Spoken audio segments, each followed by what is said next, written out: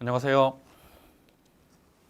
네, 오랜만에 뵙겠습니다. 로지컬 국제법 장현명입니다. 지난주에 여러분들 시험 보셨죠? 쉬웠다 생각하시는 분들도 있고 어려웠다 생각하시는 분들도 있고 이전까지 제 수업 듣고 이제 이것도 보시는 분도 있고 처음 보시는 분들도 계실 거예요. 근데 저는 항상 여러분들한테 강조한 바가 있기 때문에 그 틀에서 벗어나지 않는 채로 풀이를 할 거고요. 그렇게 했으면 고득점이 나온다는 사실을 이번에도 한번 알려드릴게요. 총평은 제가 또 올려놓은 게 있으니까 여러분들이 다 읽으셨을 것 같아요.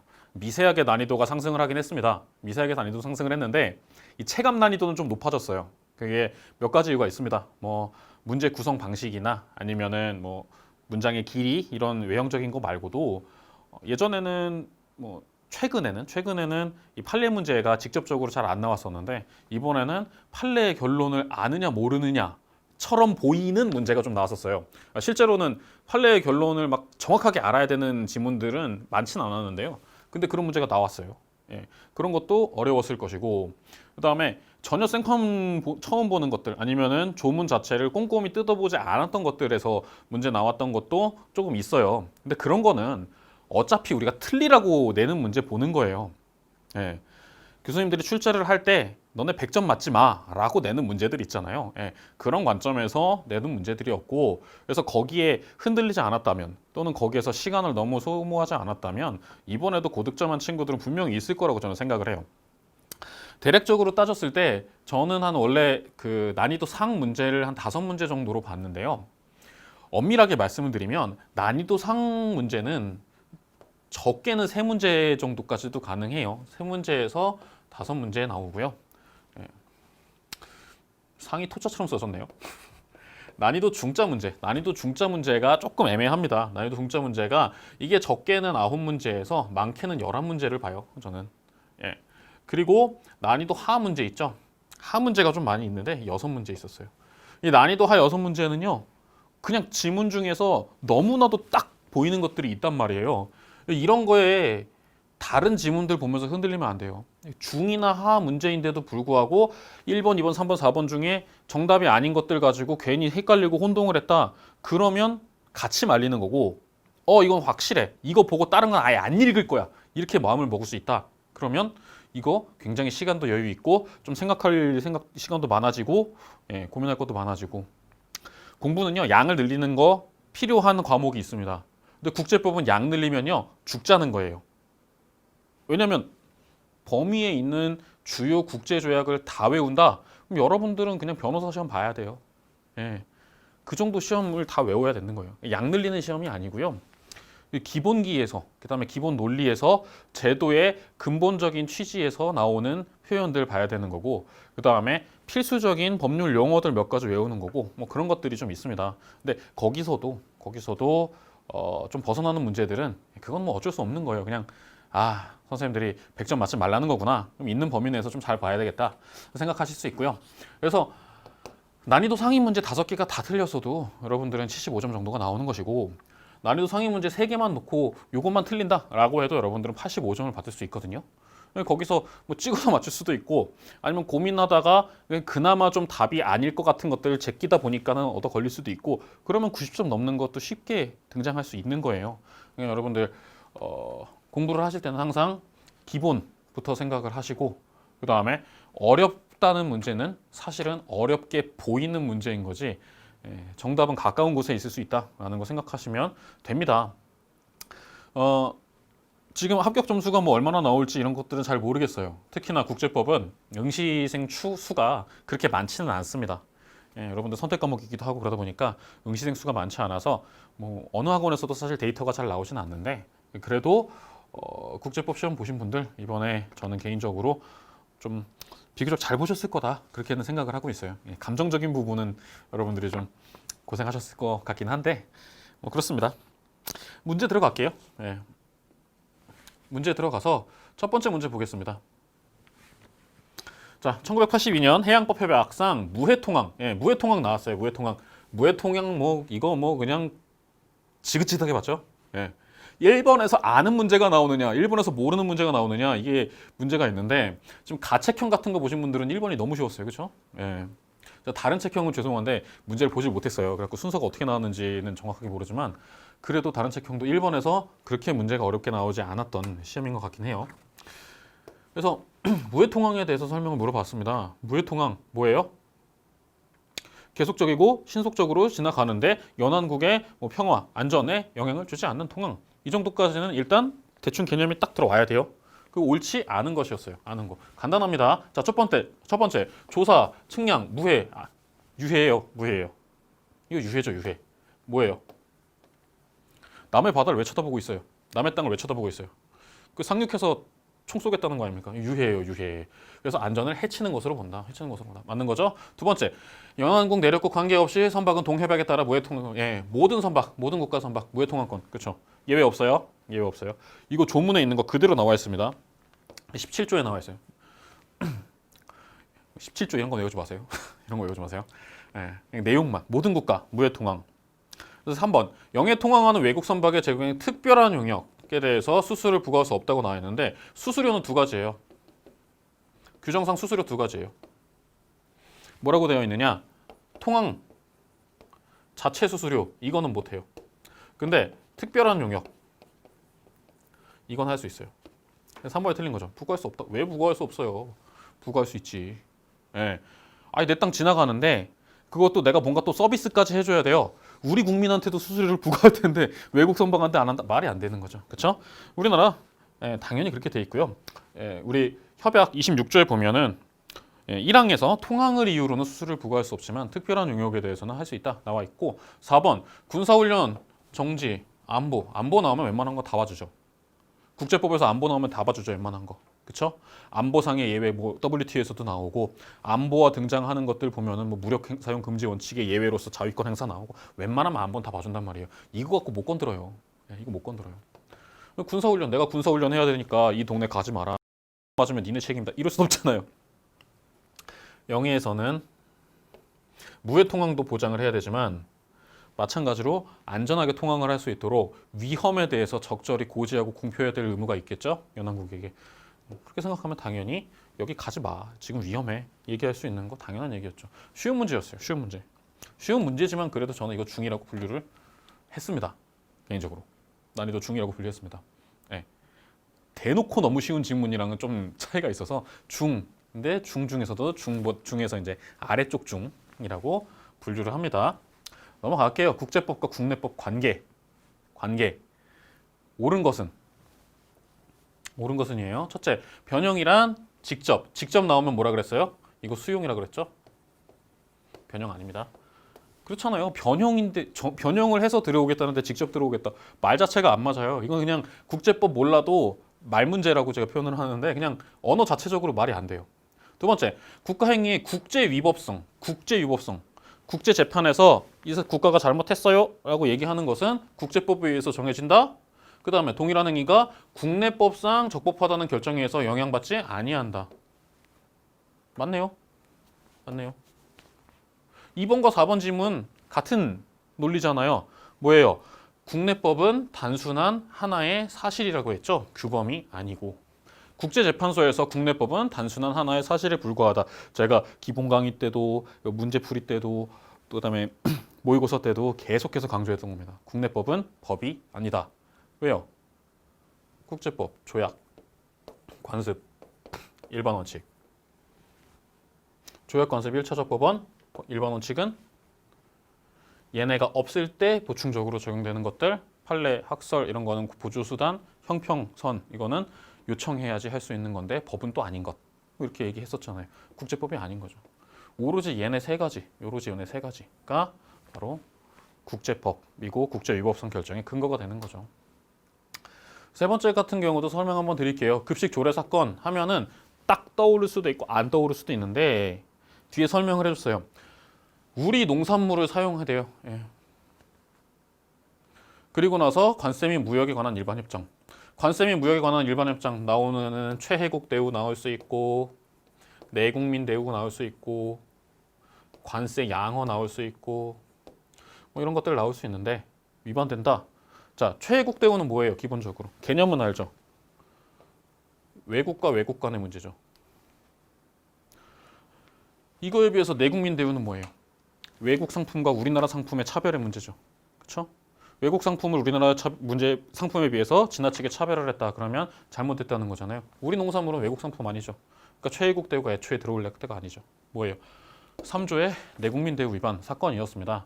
네.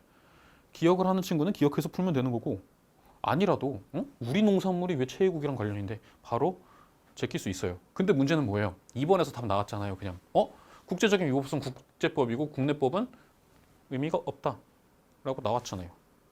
즉 국내법상 적법해도 국제 의무 위반이면 국가 책임, 국제 책임 지게 된다. 이거 너무나도 명확하죠. 네. 밑에 거 안 보는 거예요. 이런 거는 보지 마세요. 괜히 봤는데 일단 이거부터 영어 갑자기 또 영어 시험이랑 나오는 거랑 또 전혀 달라요. 예. 폴란드 상부 실레지아 지역에서의 일정한 독일인의 이익에 관한 사건이라고 번역이 되는데 이것도 지금 이게 무슨 사건이었지? 책에서 보면 다 상부 실레지아 나오는데 상부 실레지아가 맨 뒤에 나와. 해석도 안 되고 사건 판례 이 판례 내용 정확하게 기억 안 나는데 이러면은 이제 멘탈 흔들리고 다 나가는 겁니다. 그럼에도 불구하고 이번 지문 너무 명확하잖아요. 이거 하예요. 이거 하예요. 이거 하. 예. 세 번째 관할권 문제를 보는데요. 국가 관할권 문제는 뭐 하나씩은 꼭 나오죠. 뭐 속지주의, 속인주의 이런 거 나오는데 이것도 정말 대놓고 하였습니다. 크게 하 그릴게요. 진짜 이거 틀렸으면 진짜 실망해요. 왜냐? 아는 것이에요. 모든 국가는 보편주의에 따라 반드시 압수해야 한다. 예? 관할권이 해야 하는 게 어디 있어요? 하면 하고 말면 마는 거죠. 그죠? 하면 하고 말면 마는 거잖아요.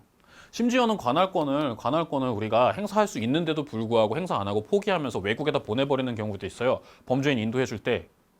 요즘에 우리나라 국민들이 그 손모 씨라고 하는 사람이 있어요. 그 아동 성학 학대물 그거를 유통하는 그런 마켓을 만드는 아주 어떻게 보면 좀 이렇게 윤리적인 비난 가치가 굉장히 높은 그런 범죄자인데 우리가 인도를 안 했다는 이유로 그렇게 국가가 욕을 먹고 있잖아요. 사실 욕 먹은 일은 아닌데 우리가 처벌하겠다는데 처벌하면 되는데. 제가 항상 말씀드리지만 이거는요 감정의 문제라서 그렇지 국제법을 공부했으면 사실 여러 가지 이유로 이게 납득이 됩니다. 그리고 사실 여기서 할 말은 아니지만 설명을 조금 드리면 법원에서 무슨 생각을 했을지 제가 보는데 범죄인 인도는요 기본적으로 뭐예요? 상호주의죠. 상호주의예요, 상호주의. 근데 우리가 미국이랑 범죄인 인도를 상호주의로 할 수 있느냐를 보면 사실 되게 애매해요. 왜냐면 우리나라에서 그 예전에 막 기무사에서 막 댓글 공작하고 막 이런 사건 있어요. 그거 관련돼 있는 관련자 또는 뭐 기무사에서 이 촛불 시위 하는 걸 상대로 해가지고 내란으로 보고 군이 진압을 해야 되느냐 말아야 되느냐 뭐 이런 얘기를 논의를 하는 거와 관련돼 있는 사람이 미국으로 도망갔어요. 안 보내줍니다. 정치범이라고. 상호주의 인정하기 싫다는 거일 수도 있어요. 법원 입장에서는. 우리나라 입장에서는 명확하게 우리나라에서 사실관계를 밝히고 정치적 중립 의무를 갖고 있는 기관에서 또 국가 국민에게 봉사해야 되는 헌법적 책무를 갖고 있는 기관에서 그렇게 잘못을 했을 여지가 있는 사건에 대해서 수사조차 못하게 만든 애한테 누구를 왜 보내줘요? 라는 마음이 들었을 수도 있어요. 그걸 대놓고는 못 쓰죠. 대놓고는 못 쓰죠. 여러분들. 그런 걸 수도 있어요. 어쨌든 반드시가 어딨어요? 반드시가 국가 관할권에 재량이지. 안 하면 말고 니네가 할 수도 있는 거죠. 요청이 들어왔을 때 우리가 웬만하면 하죠. 그래서 우리나라 청해부대 같은 경우에도 아덴만 같은 데 파견 나가가지고 우리나라 선박, 우리나라 선원이랑 전혀 상관없는 배들 많이 구출해주고 그럽니다. 실제로 그렇게 하고요. 그러나 관할권 반드시 이런 거 없어요. 옳지 않아요. 그래서 그냥 대놓고 하. 밑에 거 볼 필요 없습니다. 헷갈리죠? 영미법, 속지주의, 속인주의는 보충 헷갈리죠. 물론 맞는 지문이에요. 맞는 지문인데 헷갈리잖아요. 대륙법계는 속인주의 좀 좋아하는 취향이고 영미법계는 속지주의 좋아하는 취향이다. 이런 거 제가 설명할 때도 살짝 건드리면서 나가요. 왜요? 그 중요한 게 아니니까. 역사적으로 과거에 그러한 전통을 갖고 발전시켜 온 거지 지금 그러고 있는 거 아니에요. 지들 속인주의, 속지주의 다 해요. 지들도. 보호주의는 우리나라 말로 표현을 하면은 외국인의 국외 범위라고 얘기를 했어요. 외국인이 외국에서 저지른 거. 자, 피해 국가의 영토 내에서 효과 또는 결과가 발생. 이런 걸 가지고 우리가 뭐라 그래요? 속지주의로 표현을 하는데, 자, 주관적 속지주의, 객관적 속지주의. 객관적 속지주의. 그렇죠?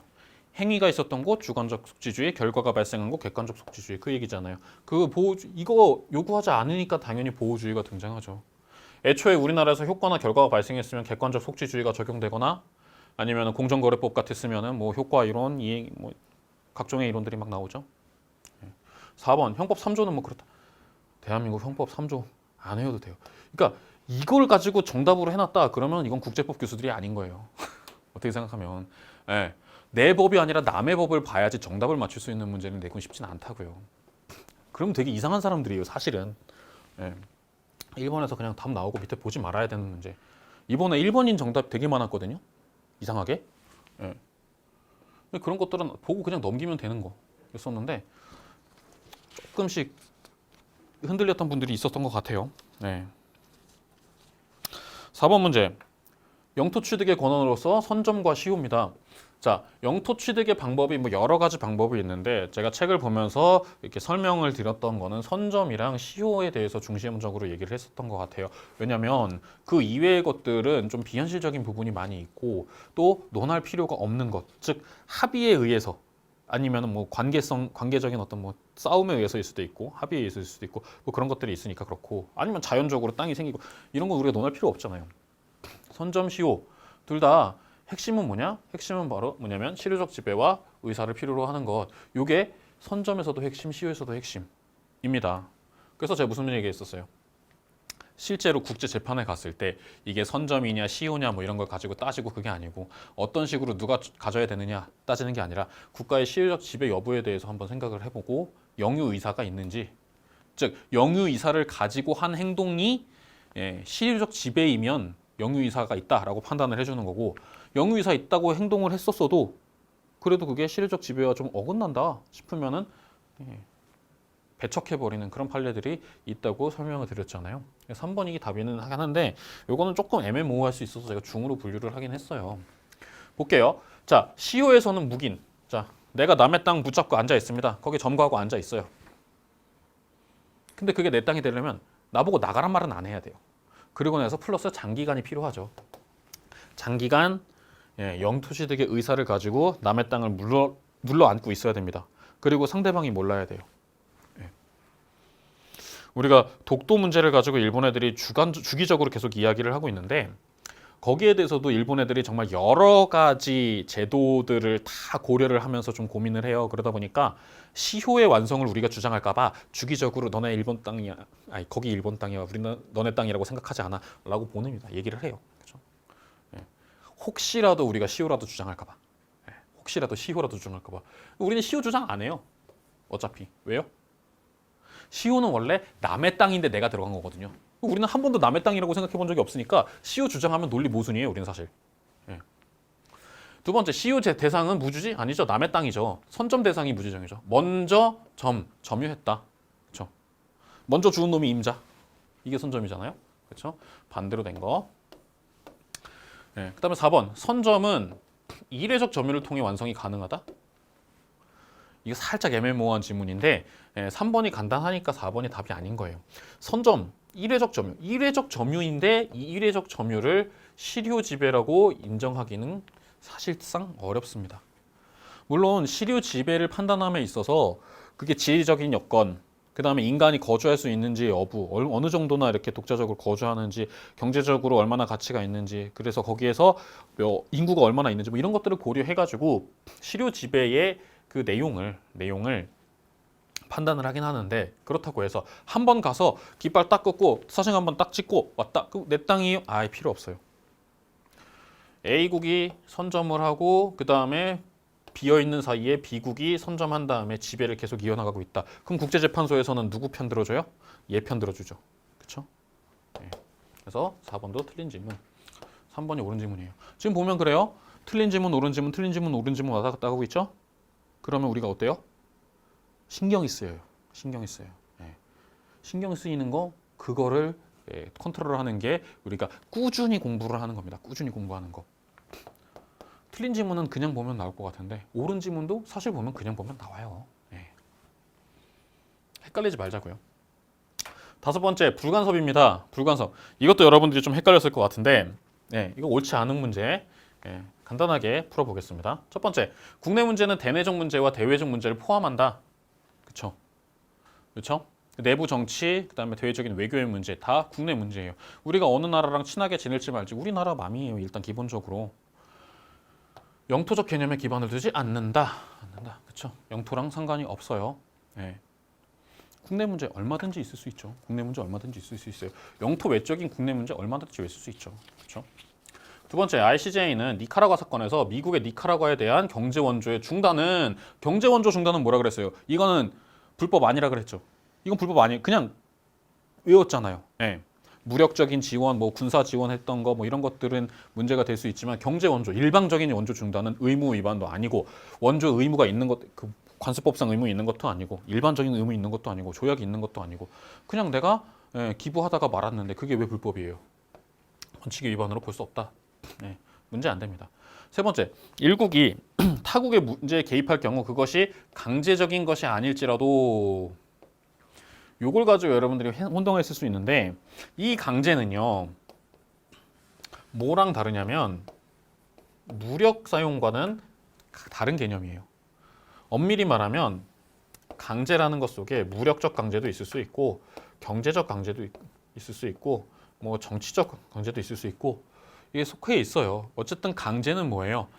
타국 또는 타인의 의사를 일정 부분 억누르겠다, 제압하겠다라는 게 강제라고 봐야 되는 거예요. 그것이 우리가 총을 들고 가야지만 강제가 아니에요. 그러니까 강제적인 간섭이 우리가 문제가 되는 거지 강제적이지 않은 간섭을 우리가 뭐라 그래요? 외교라 그러죠. 외교. 그렇죠? 강제적이지 않은 간섭을 외교라 그래요. 미국에서 우리나라한테 주한미군 철수할래 라고 얘기해요. 우리가 뭐 강제 받습니까? 강제는 안 받아요. 그렇지만 우리 외교 정책상 미국이 지금 기분이 나쁘니까 얘네들 좀 달래줘야 되겠구나 라는 생각을 하잖아요. 그거는 간섭이 아니에요. 그건 간섭이 아니에요. 근데 얘네들이 압박을 가한다. 다른 압박. 정말 내 자유의사를 어느 정도 영향을 줄 수 있는 압박을 가한다. 이랬을 때는 안 된다. 그래서 이 강제의 개념은 정치적, 경제적 압력까지도 다 포함을 하는 걸로 판단을 해서 요것은 강제적인 것이 아니면 이것은 간섭이 되지 않는다. 비강제적인 것은 뭐예요? 외교라 그랬어요. 외교. 네 번째, 유엔 원장 2조 7항에 따르면 본질상 국내 관할 권한의 사항에 대해서는 유엔도 간섭할 수 없다. 무슨 문장이냐면 2조 7항 문장을 약간 틀은 문장이에요. 말씀드릴게요. 2조 7항 보면 헌장의 어떠한 규정도 본질상 어떤 국가의 국내 관할권에 있는 사항에 간섭할 권한을 국제연합에 부여하지 아니하며 또는 그러한 사항을 헌장에 의한 해결에 맡기도록 회원국에 요구하지 아니한다. 알아서 하는 걸 원칙으로 한다라는 얘기죠. 본질상 국내적이면 유엔도 간섭을 못하는 게 원칙이에요. 다만 예외적으로 강제 조치는 다른 형태로 우리가 바라보겠다라고 되어 있죠. 그러니까 이것도 강제 조치까지 생각을 하면 여러분들이 좀 애매해질 수 있어요. 그렇지만 3번이 좀 더 명확한 답이고 그 다음에 이 문장 자체가 2조 7항 본문의 내용을 그대로 얘기한 거기 때문에 전혀 문제 없는 옳은 지문, 옳지 않은 지문이 되는 겁니다. 규정 문제를요 그대로 갖다가 붙여서 내는데 거기서 일부 비틀어요. 비트는데 내용을 달라지게 비트는 경우가 있고요. 주어와 서술어의 위치, 목적어의 위치 이런 것들을 앞뒤로 다시 섞어가지고 같은 문장인데 다르게 표현되게 볼 수가 있어요. 그런 거에 좀 속지 않으셔야 되는 그런 문제입니다. 자, 6번입니다. 이거 어려워요. 왜요? 우리가 전문기구 이런 거 깊이 있게 안 봤거든요. 그래서 저는 이거 상으로 분류를 했는데 옳은 것은 구하는 문제예요. 대군다나. 이런 거 보면 여러분 한 번 읽으세요. 한 번 읽고 어떻게 해야 돼요?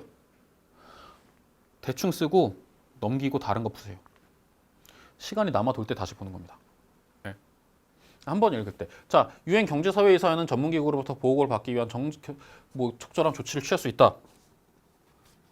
지금 이사회, 유엔의 이사회는 주요 기관이잖아요. 그렇죠? 보고를 받을 수 있는 거 왠지 될 것 같기도 하고, 그렇죠? 특별히 막 이상한 문장 느낌은 없어요. 특별히 이상한 느낌은 없어요. 두 번째, 전문기구의 활동 분야는 군사, 경제, 사회, 문화, 교육, 보건. 여기서 핵심은요, 군사가 아닌 거예요. 군사는 전문기구가 따지지 않아요. 군사는 누가 따져요? 군사는 누가 따져요? 안보리가 따지죠. 안보리가 전권으로 따지는 거에 다름이 없어요. 그래서 안보리에 뭐 군사자문위원회도 있고 군사적 강제조치도 규정돼 있고 그렇잖아요. 전문기구는 이런 거 하지 않습니다. 예. 이 지금 전문기구잖아요. 기구와 기관을 다르다고 얘기했죠. 유엔의 전문기구가 있고 유엔의 기관으로 보조기관이라는 게 있었잖아요. 기관은 뭐예요? 유엔 내에 이사회 내외 또는 총회 내에 설치하는 것을 기관이라 그랬죠. 전문기구는 뭐예요? 이것 자체가 독자적인 국제기구라 그랬죠. 대표적으로 요즘 제일 시끌시끌한 보건과 관련되어 있는 뭐야? WHO 이런 애들 다 별도의 국제기구예요. 그냥 그 자체로 독립된 국제기구들이에요. 예. 그러니까 헌장에 따라 창설될 수 없어요. 당연히 이거는 기구니까는 헌장으로 창설하는 게 아니라 어떻게 해요? 국가가 설립 조약들을 해야 돼요. 국제법위원회는 헌장 13조 목적을 위해 설치된 유엔 총회의 전문 기구이다. 국제법위원회, 유엔 국제법위원회는 총회의 보조기관. 예. 헌장 13조의 목적을 위해서 설치된 유엔 총회의 전문 기구이다. 3번이랑 똑같은 얘기죠. 기구가 헌장의 목적을 위해서 총회에서 기구를 만들어요? 총회는 뭐라 그랬어요? 보조기관이죠. 총회에서 만드는 보조기관이죠. 산하기관인 거고 기구는 외부에 설치되어 있는 독립적인 기구예요. 다만 아주 깊은 관계를 맺고 있었을 뿐이죠. 그렇죠? 그러니까 기구라는 것의 개념과 기관이라는 것의 개념을 알면 3번, 4번은 넘길 수 있었고 1번, 2번 갖고 고민을 하는 건데 군사는 안보리 생각했으니까 군사는 좀 스케일이 있잖아요. 그렇죠? 아무나 못 다루잖아요. 뉴스에서 본 적 없어요. 군사적인 문제에 대해서 뭐 전문 기구 등장하는 것도 본 적이 없어요. 그렇게 이해하셔야 됩니다. 그래서 얼마든지 추론이 가능한 그러나 난이도는 좀 높았던 왜요? 잘 안 보던 부분이니까. 7번 문제 보겠습니다. 7번 문제. 이것도 그리 어렵지는 않아요. 뭐 중하 정도의 문제인데 개인입니다. 개인에 대해서 뭐 난민 부분이 있고 범죄인 인도 부분이 있고 뭐 인권 부분이 있고 형사법 문제 있고 다 이렇게 있는데 지금 일반론에서 그냥 전체적으로 모아놨어요. 뒤에 보면은 범죄인 인도도 문제 하나 있었죠. 볼게요. 외교적 보호 규정 초안 난민의 합법적인 상거주지국 난민 플러스 또 누구요? 무국적자까지 외교적 보호 행사가 가능하죠. 불허가 아니라 가능하죠. 그렇죠? 외교적 보호 행사 범위를 좀 넓혔잖아요. 그래서 이중국적자도 주된 국가가 그렇지 않은 국가를 상대로 할 수 있다고 했었고 난민, 무국적자도 마찬가지로 상거주지국이 외교적 보호권 행사를 할 수 있다라고 규정돼 있었던 거 기억하죠? 그러니까 1번 바로 답이 나왔어요. 밑에 거 안 봐도 돼요. 보고 올게요. 중요한 국제법 규칙을 위반한 개인에게 국제 책임 이게 뭐예요? 국제형사법이잖아요. 대표적으로. 국제형사재판소에서 개인 처벌하잖아요. 그 얘기예요. 세 번째, 자진하여 외국 국적을 취득했어요. 그러면은 이중국적이 나오는데 수용 방임하는 얘가 증가하고 있다. 옛날에는 이중국적 싫어했죠. 왜요? 유럽에서 국민국가 아니면 민족국가. 근대 유럽은 근대 국민국가, 근대 민족국가 뭐 이런 것들을 바탕으로 해갖고 형성이 된단 말이에요. 바탕으로 했다기보다 이념적으로 이제 국민들한테 주입식 교육을 한 거죠. 우리는 국민이니까 국민의 한 사람으로서 국가를 위해서 어쩌고 저쩌고. 올드하죠. 올드한 얘기인데 그런 식으로 해갖고 이제 시민들을 이렇게 애국심을 자꾸 고취시키고 막 그런 짓을 했어요. 근데 지금은 이중국적 많아지잖아요. 복수국 많아져요. 증가하고 있는 거 현실이고요. 네 번째, 일반 국제법은 집단적 추방을 금지하지 않은 것으로 보인다. 금지하지 않은 것 애매하긴 한데 금지하는 규범 자체는 없어요. 추방이라는 것은 국가 입장에서 자의적인 추방이냐 그렇지 않느냐. 다시 말하면 추방할 근거가 있고 권한 있는 당국이 법적 절차를 거쳤으면 허용이 되는데 그냥 맘대로 너는 기분 나쁘니까 나가. 넌 생긴 거 이상하니 나가. 너네 나라 애들은 테러리스트 많으니까 나가. 이런 건 안 된다 라고 했잖아요. 그 얘기만 있을 뿐이지 집단적으로 추방을 하는 데 있어서 합법적인 사유, 국내적 사유가 있으면은 가능할 수도 있어요. 요거는 아직 형성되지 않은 것. 금지된 것도 아니고 허용된 것도 아니고 애매모호한 거죠. 그러니까 뭐 어떻게 해요? 현실적으로는 허용이 되긴 하겠죠. 다만 외교적으로 욕은 좀 먹겠죠. 국가 간의 조약을 통해서는 금지시킬 수 있다. 그렇죠. 국가의 국내 문제하라 하더라도 그것이 조약상 국제 의무가 되면 국제법상 따르고 지켜야 되는 거니까요. 예. 굉장히 이거는 어려워 보이는 멘트들이 많고 단일한 챕터가 아니라 여러 개 챕터에서 문제를 섞어서 내긴 했지만 그래도 쉽게 풀 수 있는 문제였습니다. 특히 제가 외교적보 굉장히 강조했었죠.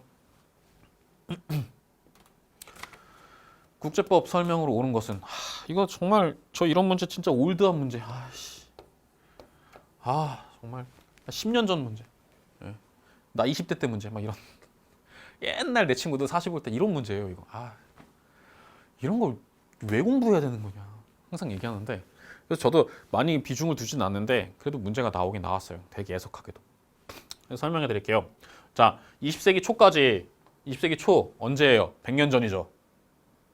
20세기 초는 100년 전입니다, 여러분. 진짜 옛날이에요. 국제기구? 그런 게 어디 있어요, 옛날에. 국제기구가 어디 있어요.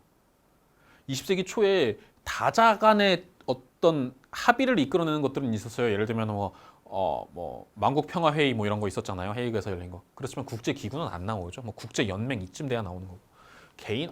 무슨 개인이? 개인이 국가와 동일해요? 개인은 국가의 소유물이지. 유스 겐티움이라는 용어는 로마법인데요. 현재는 국제법이 아니고요. 이건 뭐냐면 로마의 만민법.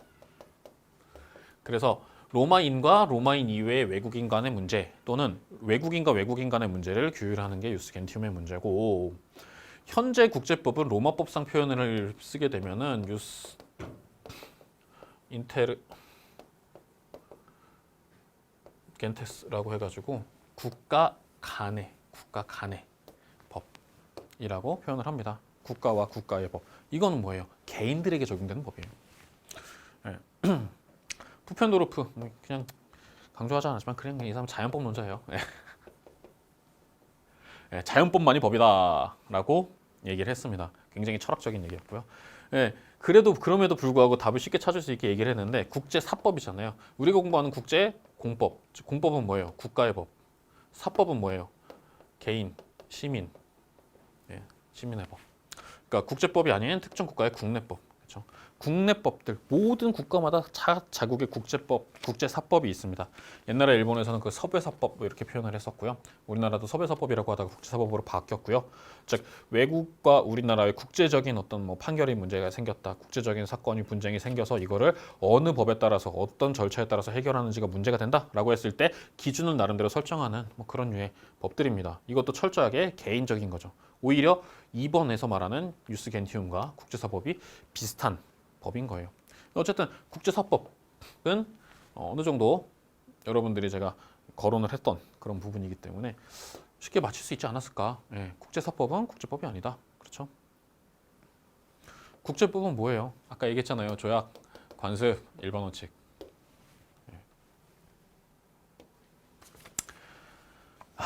이거 참 어려운 문제였습니다. 관세 및 무역에 관한 일반 협정 24조, 24조에는 뭐가 있냐면 여기 나오는 관세 동맹이 있고요. 여기 나오는 자유무역 지역에 관련되어 있는 기본 규정이에요. 관세 동맹 자유무역 지대를 창설을 할 때는 이제 관련 국가들끼리 또 개별적인 조약을 맺게 됩니다. 근데 거기에 대해서 가트에서는 기본적으로 좀 총론적인 규정들을 두고 있어요. 그냥 설명드릴게요. 이건 그냥 틀리라고 내는 문제인데요. 이건 알아도 맞추기 힘들어요. 왜냐면 논리적으로 비슷한 문장이 나오는데 딱 하나 때문에 구별을 해야 되는 거거든요. 자, 9번에 1번 문제 볼게요. 이거는 24조 8항에 있어요. 관세동맹은 다음의 결과가 되도록 둘 또는 그 이상의 관세 영역을 단일 관세 영역으로 대체하는 것을 의미하는 것으로 양해하는데 같은 동맹 구성 영토 간에 실질적으로 모든 무역에 관하여 또는 적어도 동영토를 원산지로 하는 그런 상품의 실질적으로 모든 무역에 관하여 관세 그 밖의 제한적 상거래 규정은 철폐된다. 문장 그대로 갖다 붙여놨습니다. 근데 2번에서는 어떻게 되냐면요. 자유무역지역의 비당사자인 어쩌고 이렇게 나와 있는데 이게 창설이라는 말이 등장하는 건요. 번역문상에서 이게 관세동맹이에요. 자유무역지역은 창성이라고 하지 않고 형성이라고 합니다. 문장 읽어드릴게요. 차근차근. 자, 5항에 있는데요. 관세동맹 또는 관세동맹의 형성으로 이어지는 잠정협정에 관하여는 지금부터 읽어보세요. 동동맹이나 협정의 당사자가 아닌 체약 당사자와의 무역에 대하여 즉 비 당사자인 그 국가에 대하여 동동맹 또는 장정협정의 창설 시에 부과되는 관세 및 그 밖의 상거래 규정은 동맹의 형성 또는 동잠정협정의 채택 이전에 구성 영토에서 적용 가능한 관세 및 그 밖의 상거래 규정의 일반적 수준보다 전반적으로 더 높거나 더 제한적이어서는 아니 된다. 관세 동맹이 주어인데 자유무역 지역으로 바꿔서 붙여 쓴 거예요. 그럼 자유무역 지역에는 뭐라고 써 있는지 읽어드릴게요. 자유무역 지역 또는 자유무역 지역의 형성으로 이어지는 잠정협정에 관하여는 각 구성 영토에서 유지되고 또한 동자유무역 지역의 형성 또는 동잠정협정의 채택 시에 동지역에 포함되지 않았거나 동협정의 당사자가 아닌 체약 당사자의 무역에 대하여 적용 가능한 관세 그 밖의 상거래 규정은 자유무역 지역의 형성 또는 잠정협정 이전에 동일한 구성 영토에서 존재하였던 상응하는 관세 또는 그 밖의 상거래 규정보다 더 높거나 더 제한적이어서는 아니 된다. 예, 이 전에 나오는 관세나 규정의 수준보다 전반적으로 높거나 제한적이어서는 아니 되는 건 맞는데 이 문구 자체가 어디의 문구냐면 관세 동맹 문구를 갖다가 쓴 거예요. 자유무역 지역 문구를 쓴 게 아니고. 예. 그러니까 문제가 되는 거예요. 그러니까. 예. 그러니까 이게 5항, 이 8항. 이거 어떻게 맞춰요? 창설이냐 형성이냐? 예. 문장 자체를 토시 하나 뜰리지 않고 외운 사람이 맞추는 문제예요, 이거. 예. 세 번째 볼게요. 잠정협정에 참가하기로 결정하는 체약 당사자는 신속히 체약 당사자 단에게. 이 체약 당사자는 뭐예요? 가트의 체약 당사자들이죠, 그렇죠? 그러니까 자기네가 몇몇 나라들끼리 관세 동맹 맞을 거면 그렇지 않은 나라에 대해서도 일단 통보를 하라는 얘기예요. 알리라는 얘기예요. 비밀 이해하지 말고. 네 번째, 예. 영토 내 지역, 지방 정부 당국에 의한 협정 규정의 준수를 확보하기 위해서 합리적 조치를 취한다. 당연한 얘기죠. 원론적인 얘기. 그러니까 다 맞는 얘기 같은 건데 이게 문장 자체가 5항의 A의 문장, 즉 관세 동맹에서 주어가 관세 동맹인 거에 있는 문장을 그대로 갖다 쓴 거고 자유무역 지역은 몇 개의 문구가 다르고 그 다음에 문장의 그 어구들의 배열이 약간 차이가 있다라는 것 때문에 다른 문제예요. 이거는 그냥 어떻게 해요? 포기하는 거예요. 즉 100점 맞지 말라는 거예요. 95점 맞으라는 거예요. 무슨 수를 써서든 너는 95점을 맞아라 라는 얘기예요. 예. 그러나 이것도 맞춘 사람들이 있을 수도 있어요. 보다가 뭐 하다가 뭐 기억나서 맞출 수도 있고 머리가 심하게 좋아서 맞출 수도 있고 그런 얘기입니다. 좀 저는 개인적으로 그래요. 거지 같은 문제로 거지 같은 문제라고 얘기해요. 이런 거. 예. 10번 문제 범죄인 인도입니다. 이거 어려운 문제예요. 이거 어려운 문제예요. 중이긴 한데 좀 어려운 문제예요. 이거 같은 경우에는 3번, 4번은 되게 쉬워요. 집단 살해, 인도 전쟁 범죄, 항공의 납치 범죄 이렇게 대량 살상, 뭐 대규모의 인명 피해 이런 것들을 야기하는 거는 정치범으로 보지 않죠. 그렇죠? 물론 대규모의 물적 피해를 야기하는 거는 정치범으로 볼 수 있습니다. 예. 이런 것뿐만 아니라 뭐 테러 범죄라든지 해적이라든지 이런 것들도 정치범으로 잘 안 보고 그 다음에 비인도적 대우 예견되는 경우에 거절할 수 있다. 임의적. 우리나라 범죄인 인도법에 있고요. 그리고 뭐 많은 나라에서도 임의적으로 규정하는 경우들이 좀 있습니다.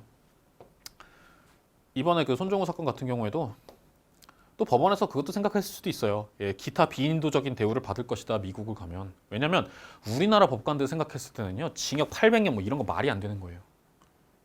그 장난이에요, 장난. 예, 장난. 말이 안 되잖아요. 그렇게 되면 뭐가 문제가 되냐면 절도가 10번 저지른 사람은 징역 60년 되거든요. 징역 60년? 그럼 어지간한 범죄를 좀 여러 번 저질렀다 그러면 최장 징역 60년. 그러니까 다 종신형이 되는 거예요. 모든 범죄가 다 종신형이 될 수 있는 가능성을 품고 있는 거예요. 다 무기징역이 될 수 있는 가능성을 품고 있는 거예요. 그렇게 되면 현실적으로 이거는 규범력이 낮아진다는 거죠. 예. 그래서 사실 저는 그 형법 관련해서 무슨 말씀드리냐면 대한민국 형법이랑 대한민국 형사소송법이요 전 세계적으로 가장 선진화되어 있는 법 중에 하나입니다. 예. 유럽의 서양에 이런 데 보면 되게 미개한 것들 되게 많아요. 예. 거기는 인간을 인간으로 안 보는 거예요. 이런 거 왜 이런 식으로 뭐 60년, 600년 이런 게 가능하냐면요. 인종차별주의적인 성향이 아직 남아 있어서 그런 것도 있고 신분제적 질서가 강하게 남아 있어서 그런 것도 있어요. 예. 이게 그렇잖아요. 뭐 도둑질 많이 했다고 뭐 몇십 년, 몇백 년 한다 그러면은 하지 말자는 거죠, 그냥. 예. 사실상 우리나라 사람들이 감정적으로는 그럴 수 있는데 감정적으로 그럴 수 있는데 그건 감정에 불과한 거예요. 예. 그렇게 하려 그러면 어떻게 해야 된다고요? 서울에 있는 구마다 교도소 2개씩 더 줘야 됩니다. 여러분 세금 많이 내세요. 그 원한다면. 예. 아 지우개를 하려고. 예. 그래서 3번, 4번은 일단 제끼고 1번, 2번만 봐야 되는데 요게 이제 판례 문제예요. 예. 이 알바레즈 사건이 어떤 사건이었냐면 멕시코에 미국이 가가지고 불법 체포해 온 다음에 그걸 우리가 한 사건이었어요. 그러니까 범죄인 인도 제도를 써야 되는데 그걸 쓰지 않고 불법 체포를 한 거예요. 그러니까 범죄인 인도 챕터에서 규정이 되어 있는 뭐 설명이 되는 책들도 있을 수 있겠는데 이건 사실 범죄인 인도 문제가 아니긴 해요. 어쨌든 불법 체포 사건에서 이제 미국과 이스라엘은 자기네들이 막 나간다 그랬죠. 즉 불법 체포한 게 국제법적 관점에서는 어떨지 모르겠지만 우리나라 재판소에서 재판하는 데는 아무런 제한이 없다 이 얘기를 했었고,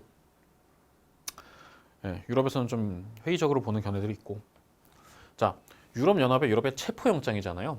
이거는 범죄인 인도가 아니에요. 이것도 마찬가지로 범죄인 인도 제도에서 확 획기적으로 나갑니다. 범죄인 인도는 어떻게 되냐면 국가와 국가 간에 청구를 하잖아요. 체포영장은 뭐 법원과 법원 또는 검찰과 검찰 간의 문제로 하게 됩니다. 그렇게 해가지고 그냥 보내요. 유럽연합은 국경의 의미가 좀 약해져 있잖아요. 그럼 범죄 특정의 원칙, 그 다음에 쌍방가벌성의 원칙 이런 것들도 상당 부분 제한이 되고 있습니다. 예. 그러니까 국가 간의 형사사법 공조가 아니라 EU 내에서는 그냥 잡는 거에 대해서는 다 같이 잡으러 다니자, 쫓아다니자 뭐 이러한 류의 생각이에요. 그래서 둘 다 사실은 범죄인 인도와 직결되는 지문이 아니라는 점에서 좀 어렵긴 했고, 예. 여러분들의 고민을 좀 많이 했을 수 있는 그런 문제이기는 한데, 근데 요거는 범죄인 인도가 아닌 챕터에서 분명히 나왔던 부분이니까 관할권을 행사할 수 없다? 있다. 다 했잖아요. 미국도 하고 이스라엘도 하고 일단 처벌은 할 거야 라고 했었잖아요. 보상과 양호의 정지 문제입니다. 11번 이것도 하. 옳지 않은 것은? 보상과 양호의 정지는 뭐예요? 양호의 정지를 보복 조치라고 하죠. 네. 보상은 자발적인 거. 이거는 비자발적인 보복 조치. 그러니까 이건 뭐예요? DSB에 승인이 있어야 되는데 이거를 역총의에 의한다. 역총의. 끝. 분쟁 해결 절차에서는 역총이 안 나오죠. 다 역총이 나오죠. 아니도 하. 이거는 잠정적 조치다. 최종적인 조치는 뭐예요? 권고 및 판정이 이행되는 거죠. 그래서 그들이 설치한 무역 장벽을 제거하는 게 그게 핵심인 거죠. 얘네가 장벽을 설치하지 않고 있으니까 우리도 임시적으로 장벽을 세우는 거가 보상, 양호의 정지인 거죠. 예, 무효와 또는 침해 수준에 상응해야 된다. 보상은 자발적. 다 원론적인 얘기였습니다. 12번 이것도 하. 왜요? 자, 정치적 해결 방법과 사법적 해결 방법으로 나눈다 그랬잖아요. 국제 분쟁. 그래서 뭐 교섭부터 시작해서 뭐 주선, 중개, 그다음에 사실심사 뭐 이런 것들이 있다. 여기에서는 중재와 재판이 있다. 사법적 절차라는 거는 법적 구속력이 있는 거죠. 그래서 같지 아니한다. 1번 틀린 거 끝. 끝. 중재재판의 준칙은 국제법 규정인 게 아니고 당사자가 합의로 정한다 그랬죠. 그렇죠? 재판이랑은 달라요. 중재랑은. 사실 이게 중재재판이라고 보는 것보다는 중재판정 뭐 이렇게 쓰는 게 더 저는 해석이 번역이 더 좋은 것 같은데 혼동의 여지가 있으니까 우리 국제법 교수님들이 자기네들이 혼동되지 않을 것 같아요. 그냥 쓰시는 것 같아요. 종국적 해결을 목표로 함이 보통이다. 그쵸? 중재로 끝내자는 거죠. 합의적 성격도 가미돼 있고 재판적 성격도 가미돼 있는 방법으로 쓰자. 그래서 보통 1심. 사법재판도 요즘에 보면은 국내법은 3심 이렇게 가지만 국제재판에서는 사법재판도 1심인 경우가 대부분이죠. 그쵸? 중재판정 부존재 무효를 구하는 소송이 제기된 바가 있습니다. 벌써 80년대부터 제기된 적이 있어요. 옛날에 그 기니 비소와 세네갈 간의 해양 경계 분쟁 사건에서 중재 갔다가 이거 중재 무효 부존재라고 해가지고 다시 제기하고 막 그런 적 있어요. 네.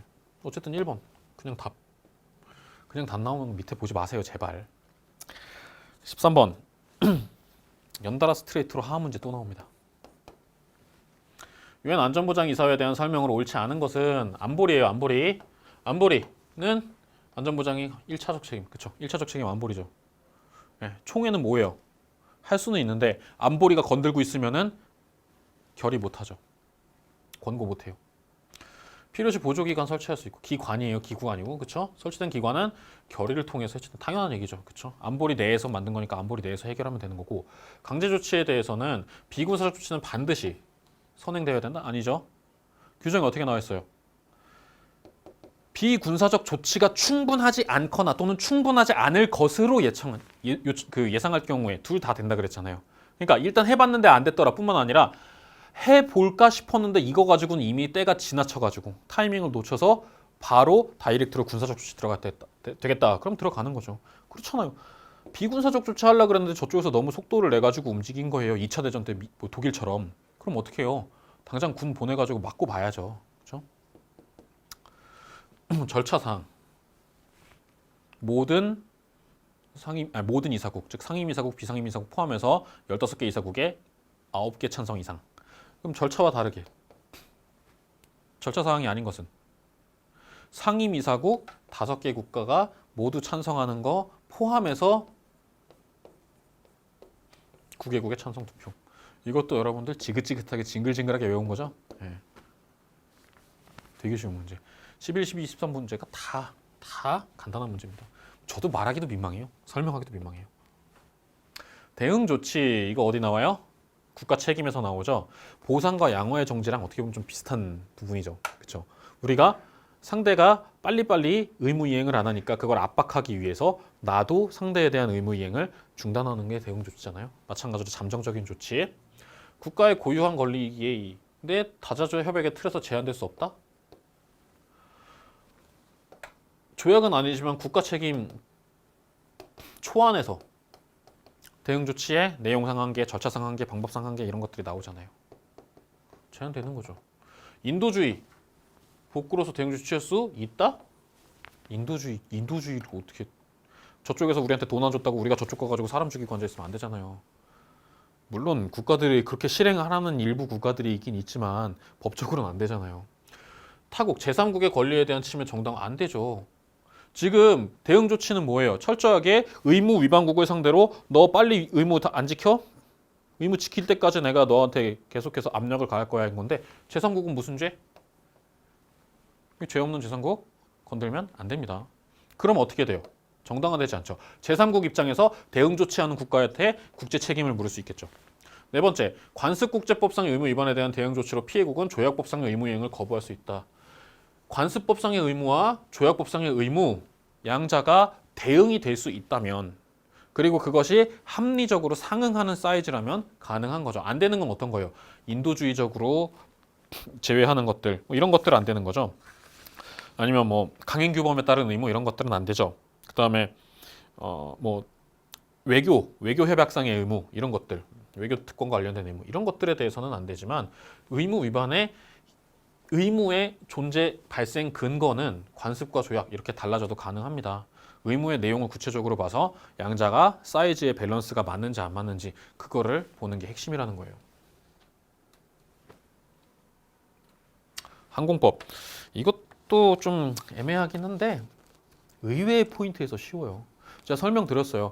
FIR 하다음에 ADIZ 즉 비행정보구역과 방공식별구역을 얘기를 했어요. 방공식별구역을 제가 먼저 얘기를 했었어요. 항상 뭐예요? 대한민국이 이렇게 있고 대한민국의 영공이 이렇게 있는데 문제는 비행기는 영공에 침범을 한번 하기 시작하면 그 다음에 걷잡을 수 없는 사태가 금방 온다는 거죠. 배는 어때요? 배는 들어왔어도 얘가 해봐야 기껏해야 뭐 별거 없어요. 대규모 배가 들어와가지고 땅 쳤을 때 뭐 시민들 몇 명이나 죽겠습니까 사실. 그죠? 바다가 오염될 뿐이죠.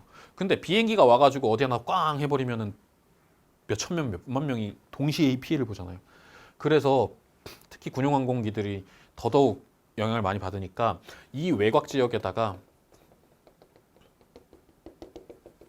방공식별구역이라는 걸 만들어서 일단 영공 경계 근처에 들어와 있는 것에 대해서는 우리 관제 당국에서 공군 당국에서 너네 뭐니? 왜 왔니? 누구니? 정체를 밝혀라 라고 할 수 있는 게 방공식별구역이라고 얘기를 했습니다. 그러나 모든 국가가 하진 않아요. 왜요? 이거 전제 조건이 있다 그랬어요. 첫 번째, 국가와 국가의 영공 사이에 공공이 있어야 돼요. 남의 나라 영공에다 방공식별구역 못 만들죠. 그렇죠? 두 번째, 그래야 할 만큼 공군력이 밀집돼 있어야 돼요. 이 근처에 전투기 폭격기들이 어마어마하게 쌓여 있어야 됩니다. 이 대표적인 예가 한국역이에요. 한국 있죠? 이쪽에 북한 있죠? 아니 사실 북한은 뭐 공군력 별로입니다. 거긴 거의 뭐 박물관이에요. 예. 진짜 2차 대전 때 날아다닐 것 같은 그런 비행기가 아직도 날라서 에어쇼 하는 막 그런 애들이. 일본 있죠? 중국 있죠? 이 위에 러시아 이만큼 있죠? 밑에 대만 있죠? 대만이나 아니면은 일본 뭐 오키나와 이런데 이 근처에서 미국 항공모함 돌아다니죠? 전 세계 공군력의 핵심이 여기 다 몰려 있어요. 미그, 뭐 수호이, 뭐 F, 뭐 시기, 뭐 이런 데다 있어요, 그냥. 예. 그러니까 밀집돼 있으니까 서로가 서로 좀 긴장한 나머지 마치 뭐 배타적 경제수역이나 대륙공 이런 데 있는 안전수역 이런 것처럼 만들겠다고 한 건데 일반 관행은 수립될 수가 없죠. 예. 이것도 원래 누가 많이 했었냐면 자유진영, 미국 중심 진영이 많이 하다가 원래는 공산진영 하지도 않았어요. 최근에 와서 갑자기 얘기를 하기 시작한 거예요. 이게 우리나라, 일본이랑 우리나라, 중국이랑 일본이 서로 이렇게 중첩되는 영역이 있으니까 한 10년 전에 문제가 생겼어요. 그래가지고 우리가 뭐라 그랬어요? 야, 이거 비행정보구역이랑 통일시켜버리자 라고 제안을 했습니다. 그리고 우리나라는 실제로 통일을 시켜버렸어요. 이 비행정보구역은 뭐예요? 국제민간항공기구에서 만든 하늘에 있는 공간들의 관제 당국이 그 정보를 취급을 하고 안전을 관리할 수 있는 구역이잖아요. 그렇죠? 다시 말하면 영공 바깥의 공간까지도 다 비행정보구역이 되는 거예요. 엄밀히 말하면 민간항공의 안전과 효율이 있어야 되니까 어느 공간이든지 간에 누군가는 관리를 해줘야 돼요. 태평양, 대서양 이런 데도 누군가는 관리해줘야 돼요. 누군가는. 예. 그거를 민간항공 협약을 통해서 기구에서 관리를 하게 만듭니다. 물론 영역 범위를 조정함에 있어서는 이제 국가마다 조금 알력도 있고 그렇긴 한데 빈 공간이 없어야 돼요. 그러기 위해서. 빈 공간이 생겨버리면 돌아다니는 민항기들이 얼마나 불안하겠습니까? 그죠? 민간항공기 입장에서는 다 안전하게 쉽게 말하면 모든 다니는 길에는 다 차선이 있어야 되고 신호등이 있어야 되고 표지판이 있어야 되잖아요. 그게 없으면 위험하잖아요. 비행기는 더더욱 그렇고. 그러니까 공해상공으로 펼쳐집니다. 굉장히 광범위하게 넓게 펼쳐져요. 우리나라는 주변 국가들이 있기 때문에 넓지 않지만 주변국이 많지 않고 대양이 되어 있다 그러면은 비행정보구역도 굉장히 넓어져요. 어쨌든 민간 항공이니까 뭐 군, 세관, 경찰 당연히 국가 안 되겠죠. 3번 같은 게 좀 애매한 지문이기는 한데 2번이 너무 명확한 지문이라서 어쩔 수 없어요. 동일한 목적의 규제를 실시할 수 있다라고 되어 있는데 이게 국제법 규범상에 어디 딱 명확하게 존재하는 건 아니고요. 우리나라 이제 그 정인섭 교수님 교과서하고 그 다음에 국제항공법을 다룬 외국 학자의 교과서 중에 뭐 몇 개 정도의 이러한 학설이 이렇게 딱 제시되어 있는 게 있어요. 근데 이게 국제법상 확립된 규범이냐 이거에 대해서는 뭐 아무도 말을 못해요. 그래서 이건 되게 세모 지문, 조금 애매한 문제이긴 합니다. 근데 2번이 공해상공 당연히 펼쳐지니까 인천 FIR이라고 해가지고 우리나라에서 인천 비행정보구역이 있는데 굉장히 넓게 되어 있습니다. 중국과 우리나라 사이, 밑에 일본과 우리나라 사이, 뭐 러시아 위쪽 근처 언저리 다 우리가 이만큼 관리를 하고 있습니다. 인천 FIR 해가지고. 자, 16번. 외국 선박에 대한 연합국의 권리 의무입니다. 외국 선박이잖아요. 그렇죠? 무해 통항하면 건들지 못한다 뭐 이런 게 있고 어떨 땐 건들 수 있다. 이것도 한 100년 전 사건이에요. 1920년대인가 30년대 사건이에요. 이것도. 이게 무슨 말이냐면 영국 추밀원, 그러니까 영국 사람인데 중국 배를 타고 있다가 거기 선장을 살해를 했어요. 중국 배인데 중국 배가 어떤 배냐면 중국의 세관선, 그러니까 정부 선박이었단 말이에요. 거기 타고 있다가 선장을 살해했어요. 그리고 나서 홍콩 당국에서 체포가 됩니다. 홍콩은 그 당시 영국 거였잖아요. 그러니까 영국에서 재판을 하려고 그랬더니 이 사람이 이건 내가 중국 배에서 저지른 거니까 중국에서 처벌받아야 돼 라고 요구를 한 겁니다. 지금 같으면 상상도 못하죠. 솔직히 중국에서 처벌받는 것보다 영국에서 처벌받는 게 훨씬 더 나을 것 같잖아요. 그냥 뭐 그 나라 비하 발언은 아닙니다. 예. 예, 그때는 이제 얘기를 했단 말이에요. 외국 선박이기 때문에 이건 치해법권이다. 근데 영국이 상식적으로 영국이 중국의 치해법권 인정해 주게 생겼습니까? 제국주의 시절에 잘 나가던 국가가 못 나가는 국가를 상대로 똑같이 대접 안 해주잖아요. 예. 그랬던 사건이에요. 그랬던 사건이고 어쨌든 이건 정답이 아니고요. 두 번째, 불강력 등 항림적 사유 없이 정박하고 있거나 자 영해는 어때요? 계속 신속하게 통과를 해야 되죠. 정박했다는 건 무해한 통항으로 보기 때문에 유해한 통항으로 보기 때문에 그때는 뭐예요? 국가야 연안국의 관할권이 행사될 수 있는 거였죠. 또는 내수를 떠나 내수에 있거나 내수를 떠났거나 내수로 들어오거나 이런 경우에는 연안국 관할권 행사 가능하다 그랬잖아요. 민원사 관할권을 행사할 수 있다. 이 사건 같은 경우에는 애매한 건데 이게 또 무슨 사건이었냐면 얘가 배가요. 이 배가 그 어느 나라더라? 이 나라도 내가 적어왔어. 세인트 빈센트 그레나딘이라는 나라가 있대요. 어디냐면 이제 남미의 베네수엘라부터 이제 북쪽으로 올라가면 섬이 있는데 거기 섬나라가 있대요. 이 배는 뭐냐면은 유조선 같은 거예요. 그래갖고 얘가 무슨 행동을 하냐면 그 상태에서 기니라는 국가의 배타적 경제 수역 상에서 상부 수역에서 다른 배들한테 기름을 이렇게 급유를 해준 겁니다. 그걸 팔은 거예요. 그랬더니 야 여기 배타적 경제 수역인데 니네가 기름 팔았어? 너네 우리 관할권 침해한 거야? 라고 얘기를 합니다.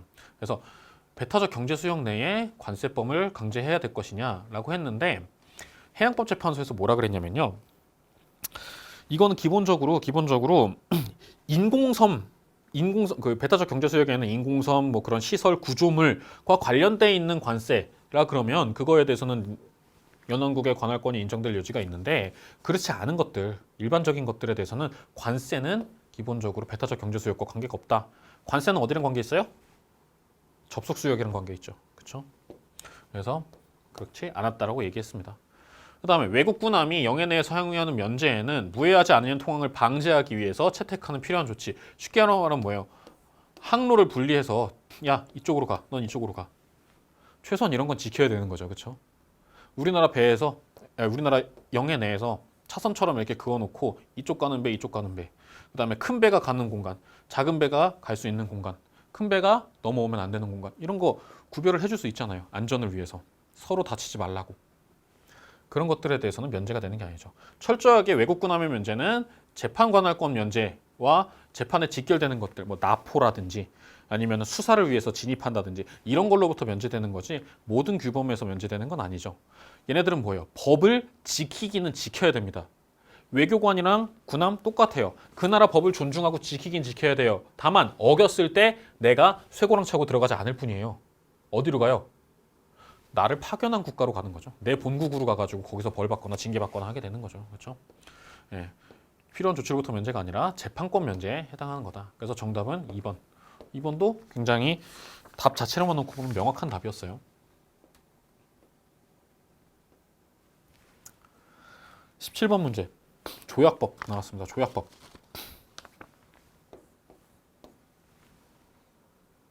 왠지 알 거예요. 자, 체결 당시 강행규범권과 충돌 이미 존재하고 있었는데 그거를 어긴다? 그럼 무효죠. 그런데 원래는 유효하게 체결돼서 발효하고 있었는데 새로운 강행규범의 출현으로 인해서 더 이상 유지 못하게 됐을 때는 종료라 그랬죠. 무효가 되어 종료한다. 즉 종료 시점 이전의 행위에 대해서는 다 무효화시키진 않아요. 왜요? 내가 행동할 당시에 내가 처음에 법을 만들 당시에는 금지되던 규범이 아니니까요. 그렇죠? 이 또는 그게 국가의 외교관계 단절은 조약 체결을 막지 아니한다. 그쵸? 외교관계 단절됐어도 야 외교관계 재개하자라고 조약 체결하고 시작할 수 있잖아요. 얼마든지 할 수 있어요. 네. 외교관계 단절이 조약을 그 자체로 무효로 하지도 않아요. 우리 규정에서 보면 예. 외교관계 또는 영사관계 단절은 그 외교나 영사관계 존재가 조약에 불가결한된 경우를 제외하고는 당사국 간의 확립된 법적 관계에 영향력을 주지 않는다. 즉 이전의 행위에 대해서도 영향을 주지 않는데 조약 체결 이후의 체결에 대해서는 당연히 영향을 줄 필요가 없죠. 다시 놀자 그러는 건데. 그 다음에 서면 형식에 의하지 않은 국제적 합의는 조약이 아니며? 이거 얼마나 많이 강조했습니까? 조약법 협약에서는 서면에 의한 국가 간 합의를 규율하고 있고 서면에 의하지 않은 것 또는 국제기구와 국가 간의 것, 국제기구와 국제기구가 간의 것 그거에 대해서는 뭐라 그래요? 관심을 두지 않는다. 그 얘네들은 걔네 나름대로 법리에 따라서 유효 무효가 되는 것이고 내가 관심 있는 거는 국가 간의 서면에 관한 거니까 그거에 대해서만 말할게. 나머지는 내가 유효다 무효다 말할 입장이 아니야 라는 거예요. 국제법적 효력은 당연히 인정되죠.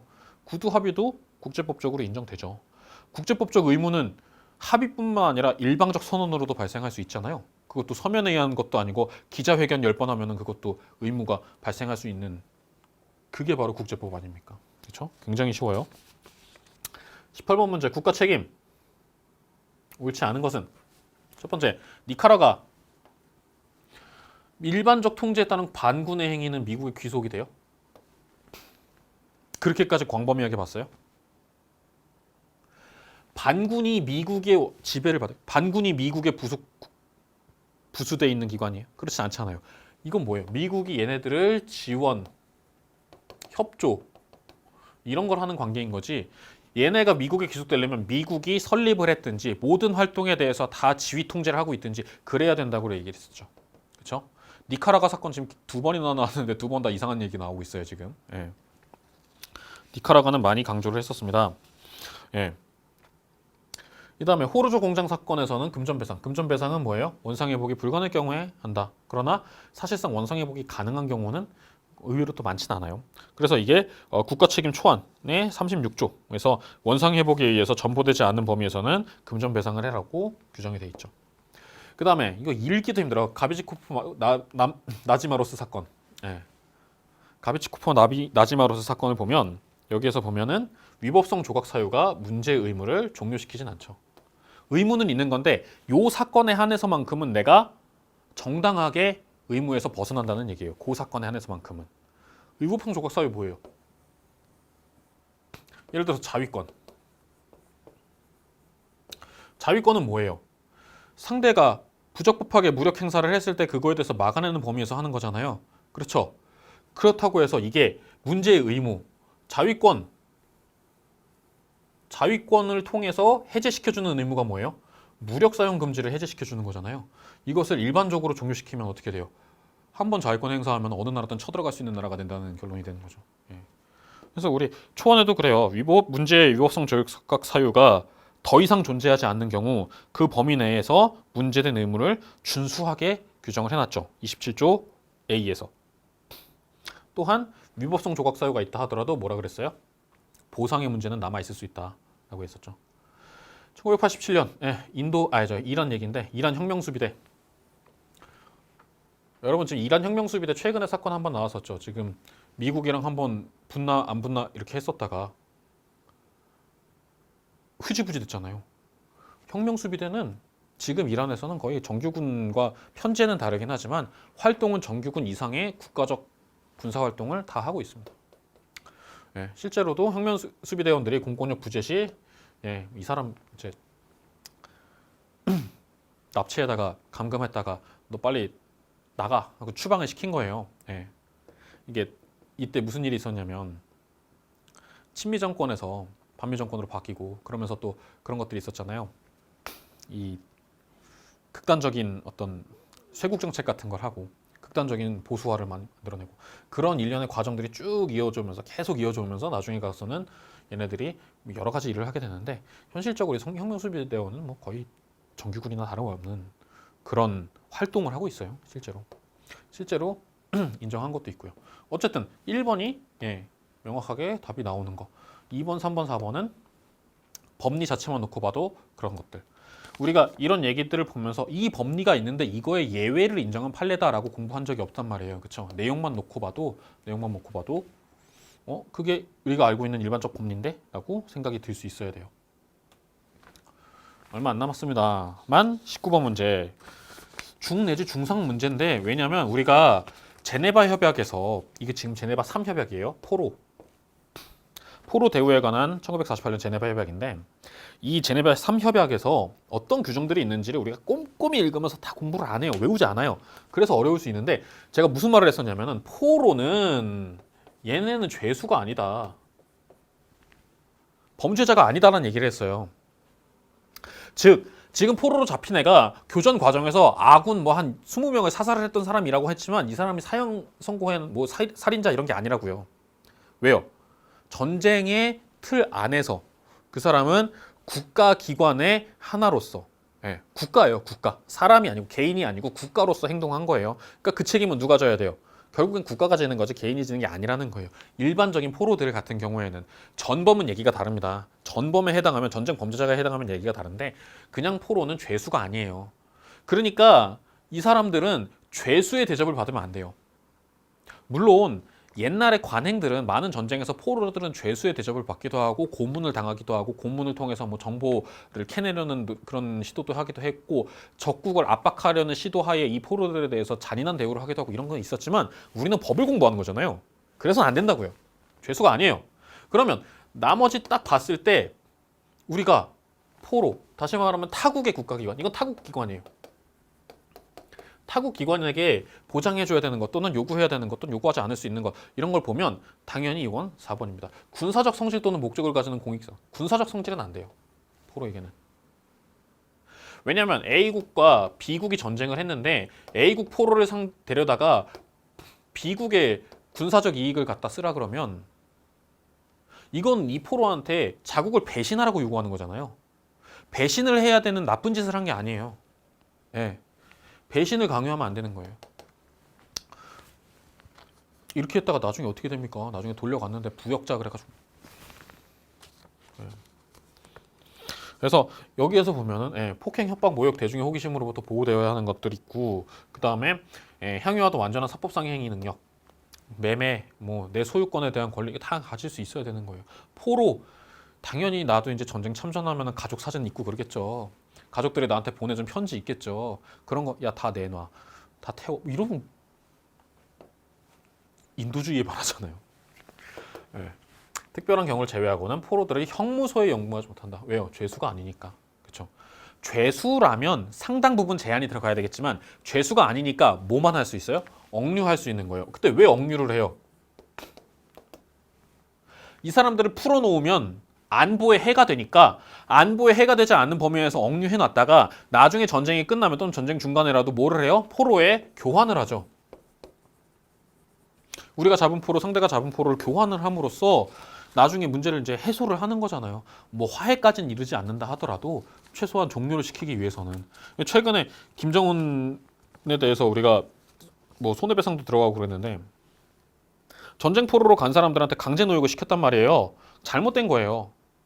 물론 일정 부분 강제성 있는 노동을 시킬 수도 있어요. 경우에 따라서는 되는 걸 말씀드릴게요. 농업, 농업 또는 원료 생산 채취에 관련되는 산업이나 제조공업. 그러나 위험한 건 안 됩니다. 그리고 군사적 성질이나 목적을 가지지 않는 토목, 건축. 그 다음에 군사적 성질 목적을 가지지 않는 운송업, 창고업. 그 다음에 상업, 예술, 공예. 그 다음에 간의 용역. 이런 것들은 돼요. 그리고 군사적 성질 목적을 갖지 않은 공익사업 이런 것들은 할 수 있습니다. 그리고 한 다음에 뭐 해줘야 되냐면요. 월급도 줘야 돼요. 급여를 줘야 돼요. 급여를. 강제했더라도 급여를 줘야 됩니다. 당연히 줘야 돼요. 이 사람들은 뭐가 아니니까요? 죄수가 아니니까요. 그냥 그 나라의 애국자이고 그 나라의 시민인 거예요. 우리가 존중해줘야 되는 사람입니다. 법이라는 게 참 어렵죠. 철천지 원수를 존중해줘야 된다고 생각하니까.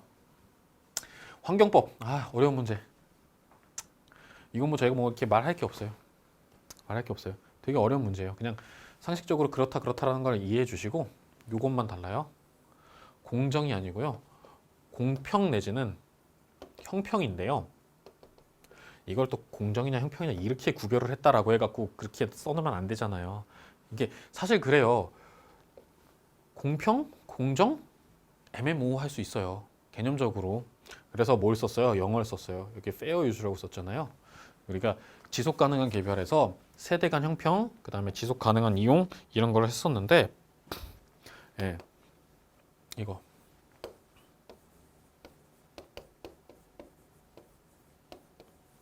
equitable 이렇게 표현해요. 지속 가능한 발전의 요소 또는 세부적인 원칙으로서 이렇게 표현을 하고 fair라고 표현하지 않습니다.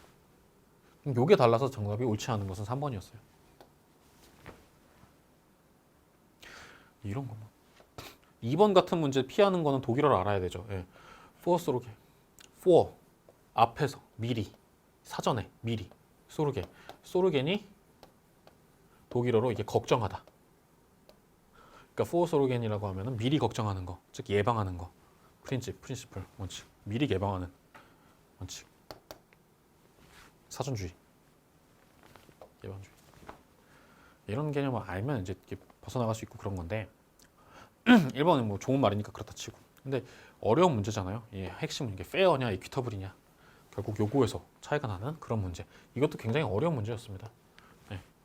여러분들이 공평 또는 형평이라고 외웠어도 공정한 이용이라고 했을 때 이게 맞는 거 아닌가라고 얘기할 수 있었어요. 왜냐하면 이게 국제법상 이 지속 가능한 발전이라는 것 자체가 법적 규범으로서 아주 확립된 것도 아니고, 그리고 그 내용들이 딱 해석상 확립된 것도 아니고, 그에 따른 권리 의무들이 명확하게 등장한 것도 아니고, 다 추상적 개념들이잖아요. 그러니까 한글로만 놓고 보면 어려운 건데 이 영단어를 여기다 써놔가지고 출제 시비를 없애버린 그런 아주 복잡한 문제였습니다. 제가 싫어하는 문제. 법이라는 건 뭐예요? 법률 요건과 법률 효과를 비교해가지고 인과관계를 따지고, 요건과 효과 간의 상관관계를 따지고, 그리고 그것들이 왜 그러한 법들이 등장했는지 개념과 취지와 이념을 생각해보게 만들고, 그런 문제가 좋은 건데, 이거는 과연 그 정도 수준의 문제가 될 수 있을 만큼 이게 법적 개념으로 확립된 건가라는 데 저는 회의를 갖고 있긴 해요. 그러니까 여러분들 이거 틀렸어도 국제법 못해서 틀린 건 아니에요. 이거는. 그렇게 생각을 합니다. 이렇게 해서 20문제를 다 봤어요. 20문제 다 봤는데 설명 들으니까 쉽죠. 시험장에서는 어렵고. 당연히 그래요. 당연히 그러니까 우리가 내가 어려운 만큼 남들도 어려웠다라는 생각을 가지고 일단 여러분들이 기다려 보시면 되고, 그 다음에 안전하다 싶은 분들은 미래를 향해서 나가시면 됩니다. 제가 말씀드리는 거는 여러분들 제 수업을 듣고, 그러니까 기본 강의부터 시작해가지고 모의고사 강의까지 3가지 테마로 강의를 했지만 그 중에 뭐 하나라도 듣고 이번에 시험 잘 봐서 붙었다, 그러면 연락하세요. 제가 밥 사드릴게요. 제가 여러분들을 축하해드리기 위해서 뭔가를 해줄 수 있으니까 연락을 하세요. 뭐 질문 게시판에다 쓰든지 아니면은 학원 측에다 문의해가지고 연락처를 달라 그러든지 그렇게 해서 연락을 하시면 되고, 만약에 그러지 못했다, 어려웠다 라고 하시는 분들은 제가 지금 설명한 논리들을 잘 들으면 결국은 기본부터 출발해가지고 찾아나가는 것, 지엽적인 것을 외우는 걸 확인하는 문제가 아니라 기본에서 출발하는 것, 기본적인 것들을 다 외우는 것, 이것들이 중요하다는 걸 알게 될 겁니다. 기본을 외우는 것도 많아요. 기본도 되게 많아요. 제가 쓰는 교재 11개 챕터 엄청나게 많죠. 그러니까 거기에서 시작해서 아는 것은 철저하게 돌다리도 두들겨보고 가듯이 공부를 하고, 시험에 나왔을 때는 자신 있게 해소하고, 내가 아는 게 나왔다. 그럼 아는 거에 대해 확신을 갖고 절대 흔들리지 말 것. 다른 건 쳐다보지도 말 것. 그게 제가 드리고 싶은 마음입니다. 말씀이고요. 어쨌든 1년 동안 여러분들, 1년이 아니라 이번 코로나 때문에 1년 이상의 기간 동안 여러분들이 정말 고생을 많이 하셨을 거예요. 이 과목뿐만 아니라 모든 과목 고생을 많이 하셨을 거고, 그래서 지금 여러분들은 굉장히 많이 놀고 싶지만 그마저도 제한되는 시기잖아요. 여러분들의 그 고통에 대해서는 저도 얼마든지 공감을 하고 또 통감을 하고 있습니다. 그러니까 일단 끝난 거에 대해서는 여러분들한테 박수를 쳐드릴 수밖에 없고, 고생을 견딘 거 정말 장한 일이라고 칭찬해 드릴 수밖에 없고요. 그리고 앞날에 계속해서 좀 좋은 일들이 생기기를 기대합니다. 잘 보신 분들은 정말 좋은 일이 생길 거고요. 혹시라도 조금 모자랐다 그러면 그분들은 내년에 좋은 일이 꼭 생길 거라고 제가 확신을 합니다. 뭐 이 정도 해서 제가 이번에 해설 강의, 국급시험 문제 해설 강의는 마치도록 하고요.